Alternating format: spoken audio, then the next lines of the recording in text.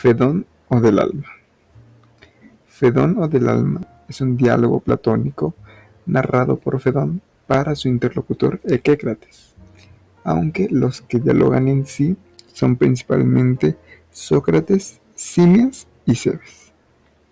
El diálogo está ambientado muy trágicamente en el calabozo, a unas horas antes de que Sócrates se bebiera la cicuta, por decreto de los 11, que eran los magistrados de la antigua Grecia. En este diálogo, Sócrates se ve en la complicada tarea de convencer a sus interlocutores Simias y Cebes acerca de la inmortalidad del alma, aunque Sócrates admite que antes de convencerlos a ellos, busca convencerse a sí mismo. Durante el diálogo se tocan otros temas como la legitimidad del suicidio, la ocupación del verdadero filósofo, etc. Entonces empecemos. Sobre el suicidio. Sócrates, antes de su condena, había puesto en verso las fábulas de Esopo y también le hizo un himno a Apolo, lo cual llamó la atención al poeta bastante conocido llamado Eveno, el cual no estaba presente en este diálogo, a lo cual Cebes le pidió a Sócrates que le mandara un par de consejos. Sócrates le dijo que si Cebes era un filósofo y que si era sabio, seguiría sus pasos. Sobre esto, Cebes y los demás se sorprendieron, pues seguir los pasos de Sócrates implicaría también la muerte. Sócrates respondió que no se debían preocupar, pues no era lícito el suicidio.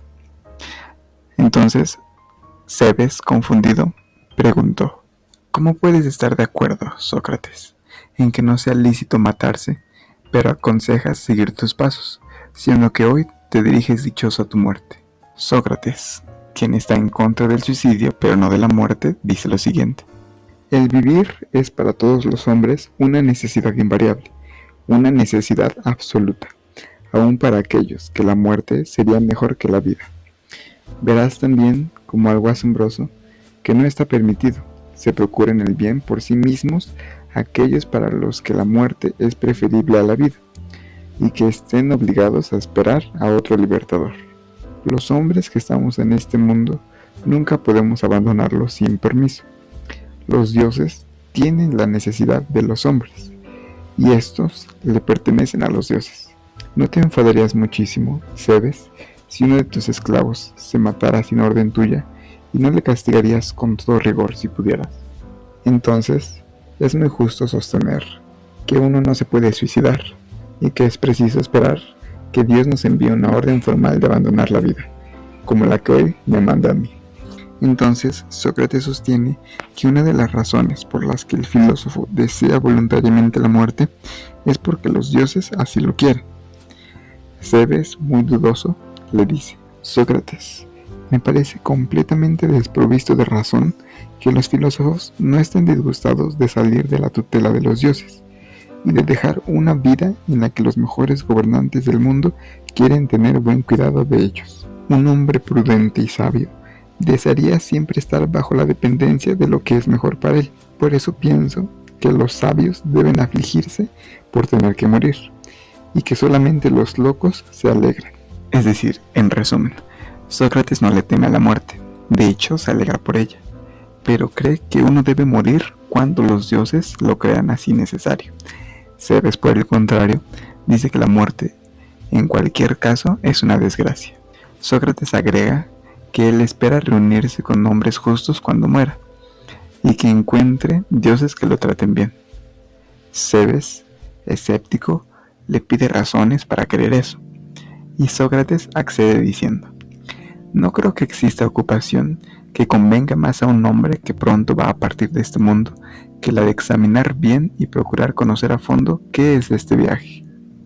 Sobre la muerte, Sócrates empieza diciendo: ya es tiempo de que les explique a ustedes, que son mis jueces, las razones que me persuaden de que un hombre que se ha consagrado toda la vida a la filosofía tiene que morir lleno de valor y con la firme esperanza de que al partir de esta vida disfrutará de goces sin fin. En primer lugar, lo que los hombres deben entender es que los verdaderos filósofos solo laboran durante la vida para prepararse a la muerte. Pues, ¿qué es la muerte? La muerte no es más que la separación del alma y del cuerpo. ¿Les parece que es propio de un hombre amante de la sabiduría buscar los goces que le interesan al cuerpo? Pues no. Los cuidados del filósofo no tienen por objeto el cuerpo, sino todo lo contrario. Trabaja más que cualquiera en su alma. Entonces es evidente que los filósofos trabajan precisamente en la separación de su alma del comercio del cuerpo, cuyos intereses un filósofo no puede hacer más que despreciar. Incluso en la adquisición de la ciencia, ¿tiene la vista y el oído algún tipo de certeza? Pues quien nos canta la realidad es nada menos que la razón. Por el razonamiento es que llega el alma principalmente a conocer la verdad. Pues, por ejemplo, lo bello, lo justo, lo bueno, ¿quién ha percibido esto con sus propios ojos? Los filósofos. Mientras tengamos nuestro cuerpo y nuestra alma esté contaminada de esta corrupción, jamás poseeremos lo que deseamos, es decir, la verdad.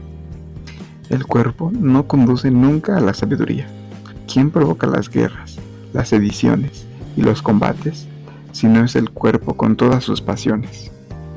Las guerras tienen el afán de amasar riquezas para satisfacer los caprichos del cuerpo y atender como esclavos a sus necesidades. Es por eso que para gozar de la sabiduría es preciso prescindir del cuerpo, y solo después de nuestra muerte conoceremos la verdad, cuando el alma se libre del peso del cuerpo.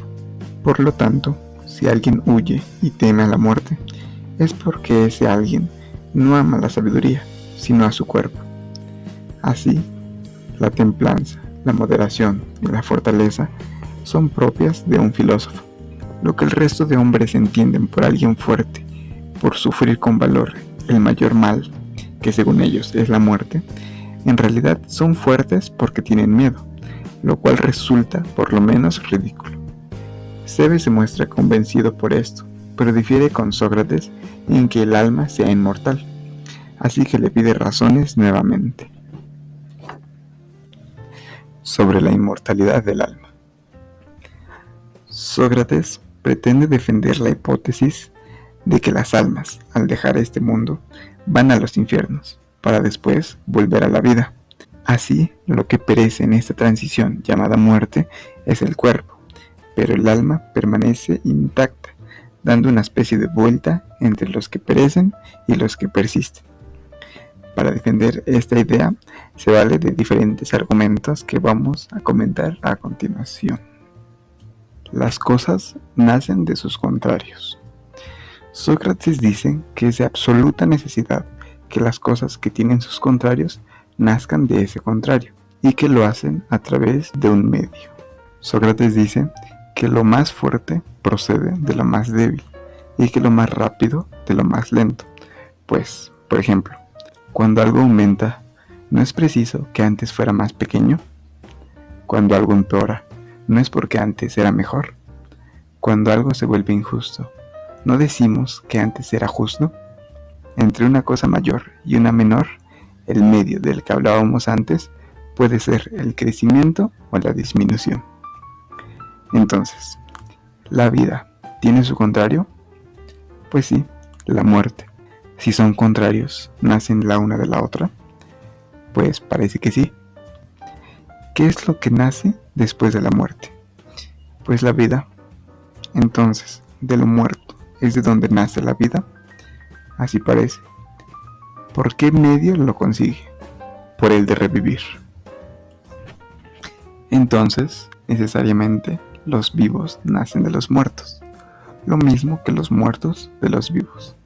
Prueba incontestable de que las almas de los muertos regresan a la vida, pues si fuera mentira que los contrarios se engendran recíprocamente, verías que al final tendrían todas las cosas la misma figura, se inclinarían por un solo contrario, y terminarían por perecer todas en algún momento si es que éstas se inclinan solamente por la muerte, lo cual no ocurre. Teoría de la reminiscencia. Sócrates ahora se va a valer de su teoría de la reminiscencia para probarle a Cebes, Ciñas y el resto de presentes que el alma es inmortal. Esta teoría dice que nuestra ciencia no es más que reminiscencia, es decir, que lo que nosotros llamamos aprender en realidad solo es recordar, y si recordamos algo es porque lo habíamos olvidado, lo que apunta a que en nuestras vidas pasadas ya teníamos conocimiento. Sócrates demuestra esta teoría de varias maneras. Su primer prueba es que si se interroga a cualquier hombre de la manera correcta, éste encontrará por él mismo las respuestas correctas, lo cual sería imposible si el conocimiento no se encontrara en ellos dormido y olvidado. Sócrates, en diálogos anteriores, había expuesto esto frente a todos sus interlocutores, haciendo varias preguntas a un esclavo sin estudios, viendo así que éste respondía correctamente a todas las respuestas de Sócrates. Cabe mencionar que estas preguntas eran principalmente de geometría. Sócrates también dice que la veracidad de esta teoría se puede entender cuando nombramos a las cosas, pues lo que llamamos bello, bueno, justo o igual, lo llamamos de esta manera porque recordamos la idea de belleza, bondad, justicia e igualdad que habíamos percibido necesariamente tiempo antes de nacer. Pues, por ejemplo, ¿de dónde hemos sacado la idea de lo bello? Alguien podría argumentar que llamamos bello a lo que es colorido o abundante, o incluso podría decirse que cuando comparamos algo con otra cosa, concluimos que una de las dos es más bella y de ahí sacamos esta idea de lo bello. Pero Sócrates dice que estas respuestas no explicarían cómo llamamos bella a la primer cosa que nombramos bella, en ese momento cuando no teníamos los recursos necesarios para comparar. Así pues, es necesario que recordáramos la idea de lo bello que alguna vez nuestra alma conoció, y lo que se le asemeja a este recuerdo lo llamamos bello. De esto se infiere que saber no es más que conservar la ciencia. Aprender es recordar la ciencia, y desconocer no es más que olvidar lo que antes se tenía. En pocas palabras, que la ciencia es reminiscencia, y nuestras almas existían antes de caer presas en el cuerpo, y mientras carecían de cuerpo, sabían. Entonces, mezclando los argumentos, podríamos decir que si es verdad que nuestra alma existe antes de nuestro nacimiento, y si es preciso de toda necesidad que para venir a la vida salga, por decirlo así, del seno de la muerte, ¿cómo no habría de existir la misma necesidad de su existencia después de la muerte, puesto que tiene que retornar a la vida? La afinidad del alma con lo divino, inmutable e inmaterial. Ya que Sócrates aún no logra convencer a sus interlocutores, decide comenzar un nuevo camino, aunque muy de la mano con todos los anteriores, y dice lo siguiente: lo primero que tenemos que preguntarnos es a qué naturaleza de cosas pertenece el disolverse, por qué clase de cosas debemos temer que se verifique este accidente, es decir, la muerte, y a qué cosas no le sucede. Después habrá que examinar a cuál de estas naturalezas pertenece nuestra alma, y por último, temer o esperar para ella. ¿No se dan cuenta de que las cosas que son compuestas, como nuestro cuerpo, cuando perecen, van a descomponerse? Pero las cosas que no son compuestas, como las ideas, permanecerán inmutables. Todos acuerdan en que esto es así. Entonces, las cosas que no son compuestas, por lo tanto, no perecen y no sufren cambios, mientras que las cosas compuestas, caballos, cuerpos, plantas y demás, cambian de forma fácilmente. Y las cosas que cambian, ¿cómo las percibimos? Pues con los sentidos, con la vista, por ejemplo. Pero lo inmutable, ¿cómo accedemos a él? A estas cosas solo se les percibe con el pensamiento. Acordamos entonces que existen dos clases de cosas: lo visible o material y lo invisible e inmaterial. ¿A cuál de estas cosas pertenece nuestro cuerpo? Pues a lo inmaterial. ¿Y nuestra alma? A lo inmaterial. ¿No habíamos acordado ya que cuando el alma se sirve del cuerpo por medio de los sentidos, percibe lo que cambia y que la turba? Mientras que cuando se vale por sí misma, tiende hacia lo puro, eterno, inmortal e inmutable. Si el alma es inmaterial y tiende a lo inmutable, ¿no les parece que se asemeja a lo divino y nuestro cuerpo a lo mortal? Por lo tanto, después de morir, lo visible, es decir, el cadáver, perece, mientras que lo invisible va a un lugar que se le asemeje, es decir, al infierno. Allí las almas puras, sin rastros del cuerpo, que filosofaron y se prepararon para la muerte, van a un lugar semejante a ellas, donde hay sabiduría y divinidad. Pero los que llevan máculas en el cuerpo y cargan con su impureza, se ven obligadas a penetrar otro cuerpo con las mismas costumbres que acarrean de su vida pasada, forzadas a sufrir el mayor y último de los males, por dejarse llevar por el cuerpo, es decir, a regocijarse o a afligirse por cualquier cosa, persuadidos de que ese placer o esa tristeza es real, pues lo perciben por medio de sus sentidos del cuerpo. El contraargumento de Simias. Simias dice que el argumento de Sócrates puede fácilmente compararse a una lira, sus cuerdas y la armonía, y así se darían cuenta todos de que Sócrates está equivocado. Las cuerdas, lo material de la lira, puede desgarrarse y perecer así. Entonces, lo inmaterial, es decir, la armonía de la lira, dejaría de sonar, pues sin las cuerdas no hay armonía. Entonces, el alma del hombre, cuando el cuerpo enferma, también sufre la enfermedad, y cuando éste muere, el alma necesariamente también lo hace por depender de éste. Todos los presentes se sorprendieron y creyeron que Sócrates sería incapaz de responder, pero éste, convencido, le preguntó: «Ah, Simias, ¿no te das cuenta de lo que dices? El alma no puede asemejarse a la armonía. La armonía se compone después de las cuerdas. El alma, como ya hemos acordado, se compone mucho antes incluso de que nazca el cuerpo. Además, ¿no es verdad que toda armonía se encuentra en la consonancia? Si el alma fuera como la armonía, se deduciría que toda alma es consonante, y que si no es consonante, no es alma, ya que toda armonía es consonante, y las que no son consonantes no pueden ser llamadas armonías. Los que creen que el alma es armonía, también creen que no hay almas disonantes, es decir, viciosas, y que por lo tanto no pueden ser tentadas por el cuerpo, lo cual terminaría por hacernos admitir que todos los hombres son buenos, pues son guiados por almas armoniosas. Pero, ¿acaso crees que esto es realmente así? Por consiguiente, mi querido Simias, no podemos admitir jamás que el alma es como la armonía. Con esta respuesta, Simias y el resto de presentes se dieron por bien servidos y estuvieron de acuerdo con Sócrates. El contraargumento de Cebes. Cebes, por su parte, que ya estaba plenamente convencido de que el alma existe antes de esta vida, dudaba de su eterna inmortalidad. Para Cebes, esta duda puede entenderse de la siguiente manera. El alma, al igual que un tejedor, puede ocupar muchísimas prendas, haciendo creer que el tejedor es inmortal, por ser más duradero. Pero en algún momento, éste morirá, y las prendas que hizo también. Así, un alma podrá existir antes de este cuerpo que tengo. Pero, ¿qué me asegura que este no es el último cuerpo que habitará mi alma y que, por ser vieja y desgastada, perecerá? Ante esta pregunta, Sócrates se ve orillado a pulir sus respuestas anteriores y convencer finalmente a todos de que el alma es inmortal.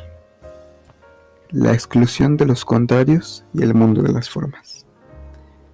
Sócrates empieza diciendo: podemos estar de acuerdo en que existen las ideas de lo bello, lo justo y lo grande en sí, y que si existe lo bello, lo justo y lo grande es porque participan de lo bello, lo justo y lo grande en sí. Así que decir, por ejemplo, que 10 es mayor que 8 porque la ventaja por 2 es incorrecto. ¿No sería mejor decir que es por la cantidad en sí? Entonces acordamos que toda idea existe en sí y que las cosas que participan de esta idea toman de esta su denominación. Si algo participa de la grandeza, merece ser llamado grande, pues ¿quién podría llamar pequeño a algo que participa de lo grande? Es decir, lo grande no puede ser al mismo tiempo grande y pequeño, pues una de dos cosas. La una, que es la grandeza, huye y cede el puesto cuando ve aparecer a su contrario, o perece por entero. ¿Todos de acuerdo? Todos dijeron que sí. Continuemos entonces. ¿Hay algo llamado frío y caliente? Pues sí. Lo frío y lo caliente no son lo mismo que la nieve y el fuego. a pesar de que sean estos fríos y caliente respectivamente. Así, cuando la nieve recibe calor, ya no será nieve, le cederá el puesto al calor o desaparecerá, como habíamos acordado antes. Entonces, tal es la naturaleza de algunas cosas que no solo la misma idea conserva siempre el mismo nombre, sino que este nombre sirve para más cosas que no son lo mismo, pero que tienen su misma naturaleza mientras existen. Así, por ejemplo, lo impar debe tener siempre el mismo nombre. El 1, que no es lo impar en sí, merece ser llamado impar. El 3, que no es impar en sí, también es impar. ¿No encuentran que el 3 debe ser denominado siempre por su nombre y al mismo tiempo por el nombre de impar, a pesar de no ser la misma cosa que lo impar? Entonces, no solamente estos contrarios se excluyen, sino también todas las demás cosas que sin ser contrarias entre sí, tienen, sin embargo, siempre sus contrarios, que no pueden dejar por la esencia de su naturaleza, y que tan pronto su contrario aparece, ella se retira o desaparece. El 2, por ejemplo, no es necesariamente contrario al 3, pero su esencia en sí, que es lo par, sí es contraria. Por lo tanto, el 2 y el 3 son incompatibles, a pesar de no ser contrarios. Entonces, si regresamos a nuestras primeras preguntas, ¿qué es lo que hace a algo bello? Ahora fácilmente podemos responder que es su participación en la belleza, pero más sabiamente podemos responder aquello que hace la conexión entre las cosas que queremos llamar bella y la idea de belleza. Si nos preguntamos qué es lo que hace algo caliente, bien podríamos decir fácilmente que es el calor, pero más sabiamente y específicamente podríamos decir que es el fuego, que por sí mismo ya participa en la idea del calor y que además excluye al frío por ser este su contrario. Si nos preguntáramos qué hace a ciertos cuerpos enfermos, podríamos responder que es la enfermedad, pero como ya dijimos antes, también podríamos responder que es la fiebre. Entonces, para finalmente dejar todo esto en claro, ¿qué es aquello que participa de la idea de vida que hace que el cuerpo sea llamado viviente? Como ya dijimos antes, bien podríamos decir que la vida, pero sería mejor decir que es el alma, pues el alma participa de la idea de la vida y no es la vida en sí. Ahora, ¿qué es lo contrario de la vida? Pues la muerte. El alma, que participa de la vida, ¿aceptará la idea de aquello que es contrario a su esencia, es decir, la muerte? De ninguna manera. ¿Y cómo llamamos a aquello que no acepta nunca la idea de lo par? Pues impar. ¿Y lo que no acepta la idea de orden? Pues desorden. Y aquello que no consiente la idea de la muerte, ¿cómo debe ser llamado? Inmortal. Por eso, cuando la muerte llega al hombre, lo que hay de mortal en él perece, y lo inmortal se retira, cediendo el puesto a la muerte, como cuando lo caliente le llega a la nieve, el frío perece, dando su lugar al calor. Todos estuvieron finalmente de acuerdo con Sócrates, y este agregó algo más. Una cosa es muy justa, amigos míos. Si el alma es inmortal, tiene necesidad de que cuiden de ella no solamente en este tiempo, que llamamos nuestra vida, sino todavía en el tiempo que ha de seguir a esta. Porque si lo piensan, bien encontrarán que es muy grave no ocuparse de ella.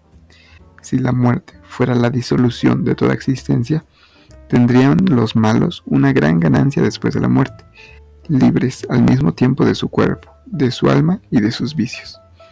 Pero puesto que el alma es inmortal, no tiene otro medio de librarse de sus males, y no hay más salvación para ella que volviéndose muy buena y muy sabia, porque consigo no lleva más que sus costumbres y hábitos, que son, se dice, la causa de su felicidad o de su desgracia, desde el primer momento de su llegada al paraje, al que se dice que cuando una muere le conduce el genio que le ha guiado durante la vida, un paraje donde los muertos se reúnen para ser juzgados, a fin de que vayan a los infiernos con el guía, al que se le ha ordenado a dónde tienen que llevarlos. y después de recibir allí los bienes, los reales que merecen, permanecen en el mismo lugar el tiempo marcado, y entonces otro guía los vuelve a esta vida después de varias revoluciones de siglos. La muerte de Sócrates. Sócrates dice finalmente: creo que por fin puede admitirse la inmortalidad del alma, y ello merece correr el riesgo de aceptar. Es un azar que es hermoso admitir, y del cual uno debe quedar encantado. Ustedes emprenderán este viaje cuando el tiempo sea el preciso. A mí me llama hoy. Les recomiendo, como siempre lo he hecho, tener cuidado con ustedes mismos. Con ello me harán un gran favor, a mí, a mi familia y a ustedes también. Sócrates se dio una ducha y al volver se sentó al borde de su cama. El servidor de los 11 trajo la cicuta, derramó lágrimas y se retiró. Sócrates se despidió de él y ordenó que le dieran el veneno. Queritón, quien era su mejor amigo, y el resto trataron de retrasar el momento de la muerte de Sócrates, a lo que Sócrates objetó: los que hacen lo que dices, Queritón, de esperarse y no tener prisa, tienen sus razones, creen que es tiempo ganado, y yo tengo las mías para no hacerlo, porque lo único que creo que ganaría retardando el beber la cicuta sería poseerme el ridículo ante mí mismo, al verme tan enamorado de la vida que quisiera economizarla cuando ya no tengo más. Así, pues, caro Critón, haz lo que te digo y no me atormentes más. Así, Sócrates, arrimando la copa a sus labios, la apuró con una mansedumbre y tranquilidad admirables. Todos comenzaron a lamentarse. Critón empezó a llorar. Apolodoros, que desde un inicio lloró, comenzó a gritar, y a todo el mundo se le partía el corazón. ¿Qué es esto, amigos míos?, preguntó Sócrates. ¿A qué vienen estos llantos? Callen y muestren más firmeza. El cuerpo de Sócrates comenzó a enfriarse, y cuando este frío llegara a su corazón, nos abandonaría finalmente. Sócrates se descubrió el rostro y dijo a Critón: debemos un gallo a Esculapio. No te olvides de pagar esta deuda. ¿No tienes algo más que decirme?, le preguntó Critón. Nada, respondió Sócrates. Sócrates tenía la mirada fija, y Critón, al verlo, le cerró como piadosamente los ojos y la boca. Así fue como llegó el fin del hombre más justo y más sabio de Atenas. Por cierto, Esculapio era el dios de las curaciones, por lo que muchos creen que el gallo a Esculapio, al que se refiere Sócrates, no es más que una ofrenda en agradecimiento por librarle de todo mal, es decir, de la vida, y por haberlo finalmente curado para siempre.